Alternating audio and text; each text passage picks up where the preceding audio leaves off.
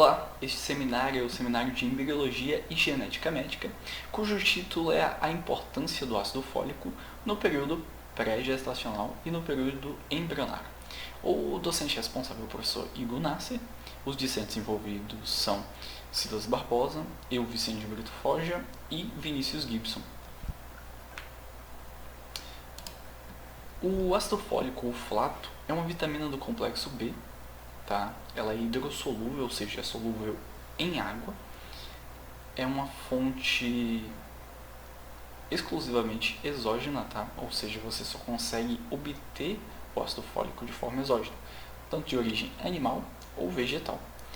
É encontrado principalmente na forma de poliglutamato e possui diversos papéis dentro do nosso corpo, que entre eles estão a multiplicação celular, ou seja, ajuda na multiplicação celular, e por isso que ela tem um grande papel no desenvolvimento embrionário, porque você precisa de uma alta taxa de mitose na parte embrionária, porque você está formando o feto, está formando diversas partes do corpo do feto, que você precisa ter multiplicação celular para formar ela. E ela interfere no aumento de eritrócitos, ela está diretamente envolvida com isso. Ela também está envolvida no alargamento do útero e o crescimento da placenta e do feto, como já havia dito. Por isso que ela tem grande importância na multiplicação celular, porque ela é responsável por esse crescimento, tanto de placenta, logo precisa de ácido fólico, porque precisa de multiplicação celular. Do feto, porque multiplica a multiplicação celular. Logo, o ácido fólico é um grande responsável. Também é um requisito para a formação dos anticorpos. Ela também atua como coenzima no metabolismo de aminoácido, ou seja, ela faz parte desse metabolismo, a glicina, e síntese de purinas e pirimidinas. O processo ocorre por intermédio da vitamina B12, ela atua como coenzima, agindo como coenzima redutora na redação, ou seja, ela é uma simples coenzima. Tá? Portanto, o folato realiza a transferência de carbono para a dupla hélice, permitindo a interação e formação dos nucleotídeos. Então, ela age somente como coenzima auxiliador para essa reação, para ajudar na conformação nativa dessa proteína, que é a enzima, e ajudar ali nela para ela poder fazer essa reação. A presença do folato é fundamental na formação do tubo neural, ou seja, na fase embrionária. Você tem uma grande importância do ácido fólico, principalmente nessa formação do sistema nervoso central, que faz parte aí o encéfalo e a medula espinhal da criança, tá? As gestantes que são propensas a desenvolver deficiência de folato, provavelmente devido ao aumento das demandas, provavelmente devido a essa demanda de nutrientes. O que significa isso? Significa que você tem duas bocas para alimentar com os nutrientes de uma pessoa. Logo, você vai ter uma deficiência. Logo, você precisa de mais ácido fólico para suprir as necessidades dessas duas pessoas. Então, você precisa de uma suplementação forte para que não haja nenhuma comorbidade, para que não haja nenhum problema futuro, nem para a criança, nem para a mãe. O que acontece se você não fornece essa quantidade, essa suplementação dessa vitamina que é o ácido fólico? Você tem diversas doenças que podem acometer por essa deficiência e pela não formação corpórea da criança. Principalmente que o ácido fólico está bem envolvido na parte neural. Então, a maioria das doenças envolve a parte neural. E nós trouxemos duas doenças, que é a espinha bífida e tem outra que já vamos apresentar. A primeira é a espinha bífida, que nós temos duas formas, que é a espinha bífida oculta e a espinha bífida cística. O que é essa espinha bífida? É a não fusão dos arcos neurais embrionários. Então você tem diversos arcos neurais e você não funde esses arcos. A espinha bífida oculta é uma falha no crescimento normal das metades embrionárias do arco neural em sua fusão no plano mediano, ou seja, ela é oculta por causa disso. Então você tem ela mais oculta. Já mostro imagens. E você tem a espinha bífida cística, que é uma proeminência na medula espinhal ou nas meninges devido a defeitos causados pela falha dessa fusão. Então você tem dois processos que ocorrem de forma diferente, iguais, né? Deveriam ocorrer de forma iguais, só que você tem problemas diferentes que causam doenças, formas de uma doença diferente. Aqui nós temos duas imagens. Aqui nós temos uma espinha bífida oculta. Então você tem aqui onde era para ocorrer essa formação mais extracorpórea, como aqui na cística, você tem aqui a inserção de outros tipos de tecido. Então você vê que aqui há um grande desenvolvimento de pelos, né? E também aqui você tem uma grande parte de tecido conjuntivo. Tá? Você tem uma densa parte de tecido conjuntivo em vez de ter ali a parte neural certinha do jeito que era para estar. E aqui você tem um defeito vertebral. Essa daqui é a oculta, tá? Aqui nós temos a cística. Você tem um defeito vertebral, que aí, desse defeito vertebral, extravasam a medula espinhal e esses nervos aqui que fazem parte da medula espinhal. Tá? E aí você tem extravasamento de fluido espinhal.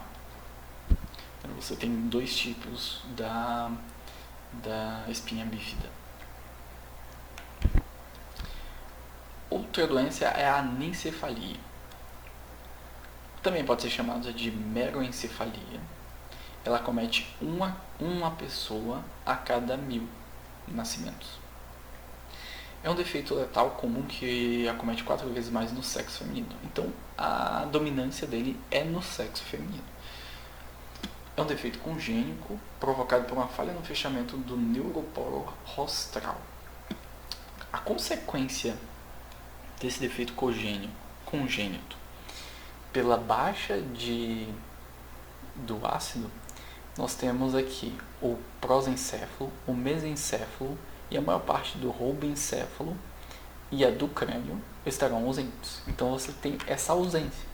Um cérebro aqui nós temos normal, a merocrania é outro tipo, que você tem um cérebro desorganizado e a falta da calota, e o anencéfalo, que é o nosso caso, que você só vai ter o tronco encefálico e o cérebro pouquíssimo desenvolvido, e sem a calota.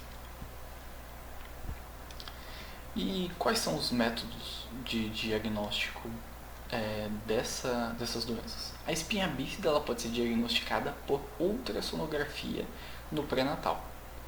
Também ela pode ser sugerida, essa ultrassonografia, pelos níveis elevados de alfa-fetoproteína no soro materno ou no líquido amniótico. Ou seja, você faz essa análise do soro materno ou do líquido amniótico e você consegue ter esses níveis elevados de alfa-fetoproteína. Aí você pode levar para a ultrassonografia. Mas como é comum fazer ultrassonografia durante o pré-natal, então você já vê logo na ultrassonografia. Mas você presta mais atenção na espinha bífida, na parte costal, né, da pessoa, quando você vê esses indicativos aqui da espinha bífida. A anencefalia é mais feita por ultrassonografia. Como é uma deficiência bem grande, então você já consegue ver ali, principalmente a partir da 12ª semana de gestação.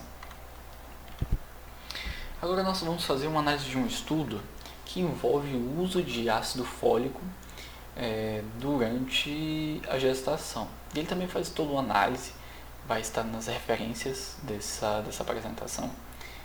Então ele faz todas essas análises do uso de ácido fólico por gestantes. Tá? E logo no começo do artigo ele já fala que a prevalência de consumo deste suplemento é ainda insatisfatória, tanto no Brasil quanto em outros países no mundo. Logo, uma vitamina que é tão essencial para o desenvolvimento durante a gestação, você percebe que o consumo é ainda insatisfatório, que a sua deficiência causa todas essas doenças, principalmente essas duas, que são as principais, que nós acabamos de mostrar. Tá, então foi realizado um estudo em Diamantina, Minas Gerais, que mostrou que 280 mães, somente 88, que compõem 31%, 31,3%, consumiram ácido fólico durante a gestação. E desse total de 280 mães, 60% frequentaram 7 vezes ou mais o médico. Desses 280, 32 das mulheres tiveram anemia.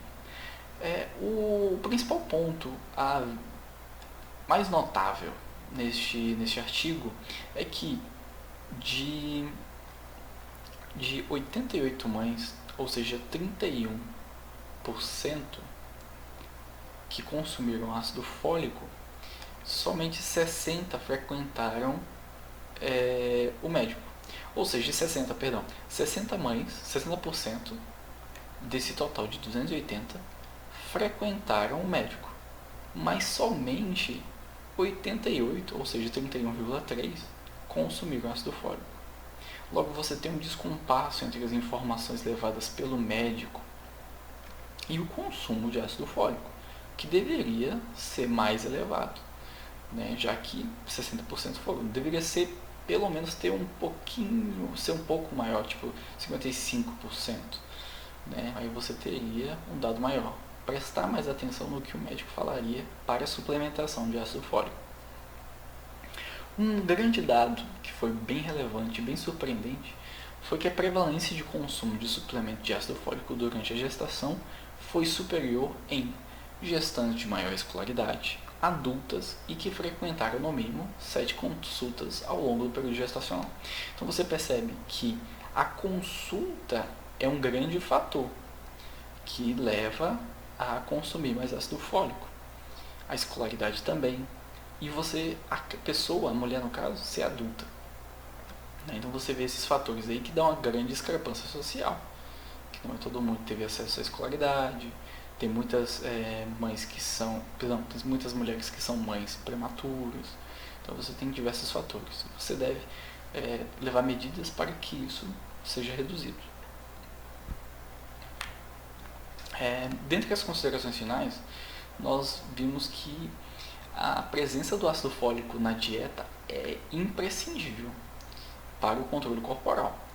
Então as populações devem se atentar para o consumo, né? Principalmente as mães, óbvio, consumo de ácido fólico para que possa ter um bom acompanhamento, para que possa ter um bom pré-natal, tudo certinho, que não haja doenças, que evitem diversas doenças para o bom andamento da gestação.